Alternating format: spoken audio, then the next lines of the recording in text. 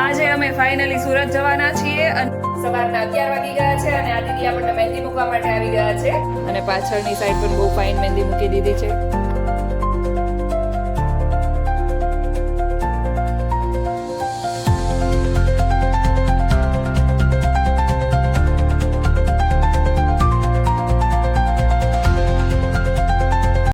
Very good morning, જય Shri Krishna and જય સ્વામિનારાયણ. આજે અમે ફાઇનલી સુરત જવાના છીએ અને અત્યારે મેં ખીચડીનું કુકર પણ મૂકી દીધું છે કારણ કે હમણાં મહેંદી મૂકવાવાળી આવી રહી છે એટલે વિચાર્યું કે એ આવે પહેલાં જ આપણે બધું કામ પતાવી દઈએ અને વાસણ પણ ધોઈ કાઢીએ એટલે પછી ખાલી જમવાનું જ રહે અને વૃષભ આવે એટલે પછી ડાયરેક્ટ નીકળી જઈશું. ઓલમોસ્ટ બધું પેક થઈ જ ગયું છે. તો ચાલો હવે ચા અને નાસ્તો કરી લઈએ. સવારના 9:30 વાગી ગયા છે અને એટમોસ્ફિયર બહારનું તમને બતાવું. જુઓ, આમ તો કેટલા દિવસથી તડકો છે પરંતુ આજે એટલો ધુમ્મસ દેખાઈ રહ્યો છે કે દૂરનું તો કંઈ દેખાતું જ નથી. વાતાવરણ એકદમ વિન્ટર જેવું થઈ ગયું છે. વાગવા આવ્યા છે 11. આ દીદી આપણને મહેંદી મૂકવા માટે આવી ગયા છે અને અમારી સામેના રેસિડેન્સીમાં જ રહી છે એટલે આપણે મહેંદી મુકાવી લઈએ. આજે મેં કંઈ વિચાર્યું નહોતું કે આપણે કેવી મહેંદી મૂકવાની છે તો આગળની સાઈડ આ અત્યારે ડિસાઈડ કરી છે તો આ મહેંદી ધીરે ધીરે મુકાઈ રહી છે. કોને મારી જેમ મહેંદી મૂકવી બહુ જ ગમે છે એ મને કોમેન્ટ કરીને જરૂરથી કહેજો. મને તો મહેંદી બહુ જ મુકાવી ગમે છે અને મને જાતે પણ થોડી ઘણી આવડે છે તો આપણે બીજા હાથમાં જાતે જ મૂકવાના છીએ. બેક સાઈડ પર પણ મહેંદી મુકાવાનું શરૂ થઈ ગયું છે. જુઓ, હવે આપણે આ સિલેક્ટ કરી છે એ પ્રમાણે મહેંદી મૂકી રહ્યા છે અને બેક સાઈડની મહેંદી તો મને આગળ કરતાં પણ વધારે પસંદ આવી. ભાઈ, મેરેજ હોય તો મહેંદી તો મૂકવી જ પડે ને, એમાં પણ આ વખતે તો ઘરના મેરેજ છે. દીદી આપણને સરસ મજાની મહેંદી મૂકી દીધી છે. વડોદરાથી બિલોંગ કરતા હોય એ કોઈને પણ મહેંદી મુકાવી હોય તો મને કોમેન્ટ કરીને જરૂરથી જણાવજો, આપણે દીદીનો કોન્ટેક્ટ કરાવી દઈશું. ચાલો તો તમને મારી મહેંદી બતાવી દઉં કેવી મૂકી છે એ. અહીંયા ટીમ બ્રાઇડ પણ લખી દીધું છે, જો કે આપણે બેના મેરેજ છે અને પાછળની સાઈડ પણ બહુ ફાઇન મહેંદી મૂકી દીધી છે. થેન્ક યુ દીદી. આપણી સરસ મજાની મહેંદી મુકાઈ ગઈ છે. ટેરવા આપણે જ્યારે બીજા હાથમાં મહેંદી મૂકીશું ત્યારે કરીશું, બંનેના જોડે જ કરી લઈશું અને આજે હજુ થોડું કામ પણ છે એટલે ટેરવા કરી લઈએ. ટેરવાને સુકાતા તો ટાઈમ લાગે જ.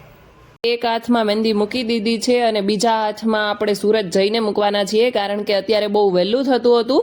હજુ 1 અઠવાડિયાની મેરેજની વાર છે પરંતુ સુરતમાં કોઈ મહેંદી મૂકવાવાળો આપણને ખ્યાલ ના હોય એટલે મેં કીધું કે અહીંયાથી જ મુકાવીને જઈએ. 1 કલાકમાં આપણી મહેંદી મુકાઈ ગઈ છે. 11 વાગે મૂકવાનું શરૂ કર્યું હતું, 12 વાગે ત્યાં તો આપણી કમ્પ્લીટ થઈ ગઈ છે. આજે જક્ષુએ આપણને બિલકુલ પણ હેરાન નથી કર્યો. મહેંદી મૂકી ત્યાં સુધી બિચારો બેઠો રહ્યો હતો શાંતિથી અને ટીવી જોતો હતો. થઈ ગઈ છે ને આપણે મહેંદી કાઢી નાખી છે થોડી થોડી. કપડાં સુકાઈ ગયા છે તો ગળી કરી નાખીએ અને 2 વાગે ત્યાં સુધીમાં કમ્પ્લીટ ફ્રી થઈ જઈએ. ગળી કરીને પછી આપણે જમી લઈએ અને વાસણ તો આજે બહુ છે નહીં કારણ કે મહેંદી મૂકવાવાળા આવ્યા એ પહેલાં જ આપણે બધું કામ પૂરું કરી દીધું હતું.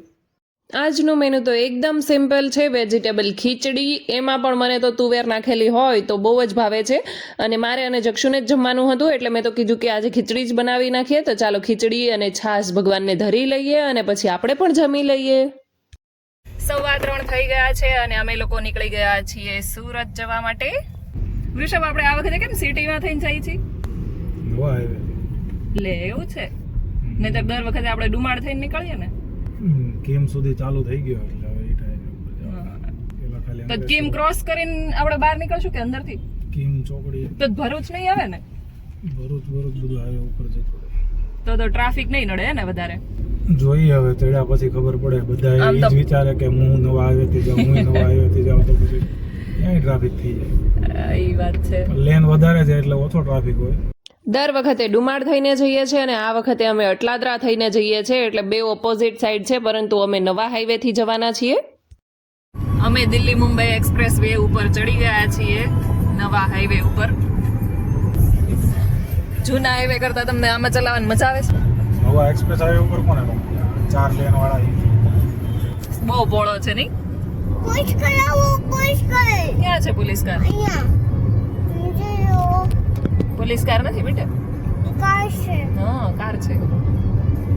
બહુ સ્મૂથ રોડ છે ને, નવો છે એટલે તો છે પણ આરસીસી નો રોડ છે એટલે થોડા વાઇબ્રેશન આવે આમાં કરતા.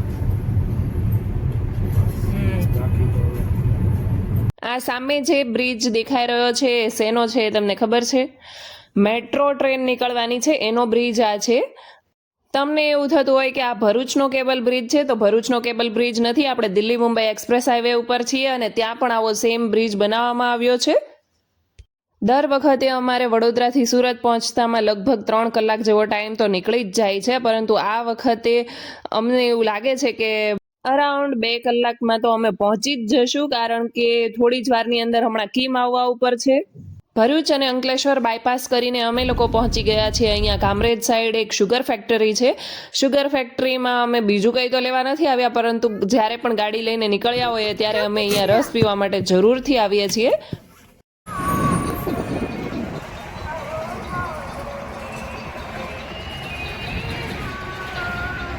આ વખતે અમે ઘણા ટાઈમ પછી આવ્યા તો ઘણા ચેન્જીસ થઈ ગયા છે. પહેલાં અહીંયા એક જે મોટો ગ્લાસ જેવો લોટો આવે એના અંદર ભરીને આપતા હતા અને ડિસ્પોઝેબલ ગ્લાસમાં પણ આપતા હતા, પરંતુ હવે લોટા સિસ્ટમ કેન્સલ કરી નાખી છે અને બધા જ ગ્લાસ એટલે કે યુઝ એન્ડ થ્રો જે કપ આવે છે ગ્લાસ એની અંદર જ હવે આપે છે.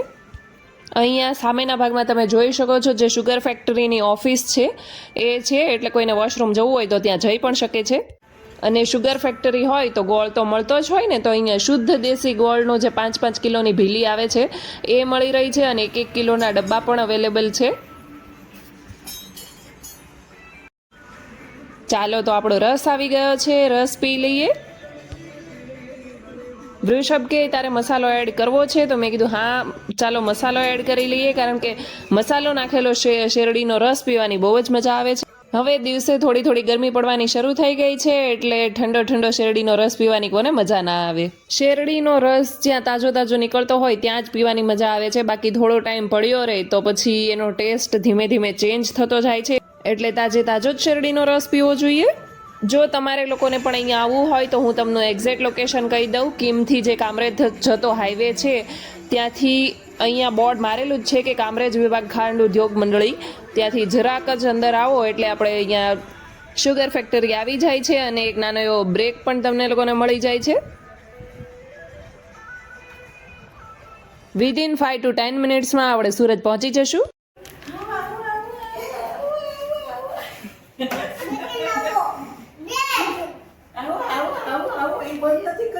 ઈ એમ કે છે બેગ લઈને આવ્યો એમ. અહીંયા જક્ષુભાઈ મોહનથાળ ખાવા બેસી ગયા છે નાના હાથે, અને મમ્મી બનાવી રહ્યા છે ઓળો ને ભાખરી.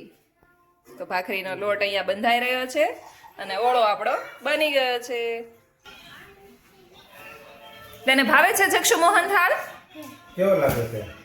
બધાએ જમી લીધું છે અને અહીંયા જક્ષુનો બીજો રાઉન્ડ ચાલી રહ્યો છે. નાનાએ એને બાઉલ ભરી દીધું છે તો ભાઈ અહીંયા ટીવી જોતા જોતા એન્જોય કરે છે. ક્યાં ગયો જક્ષુ? શું પીરું છે તે? વાવ, આમ आपको किधर जाना है? टाटा टाटा जाना है? शादी में? बारात में जाने का है? बारात में जाना? कि शादी में? જક્ષુ કોના મેરેજમાં જવું છે તારે? હે? मंदिर है. કાકાના લગ્નમાં જવું છે, ફિયાના લગ્નમાં જવું છે કે ભાઈના લગ્નમાં જવું છે? આજ માટે બસ આટલું જ. કાલે મળીએ ફરી એક નવા વ્લોગની સાથે. ત્યાં સુધી ગુડ નાઇટ, જય શ્રી કૃષ્ણ એન્ડ જય સ્વામિનારાયણ. મારી ચેનલ ઉપર નવા હોય તો મારી ચેનલને સબસ્ક્રાઇબ કરવાનું ભૂલતા નહીં. જક્ષુનો આ નવો લુક તમને કેવો લાગ્યો એ મને કોમેન્ટ કરીને જરૂરથી કહેજો. Thank you for watching. Bye bye.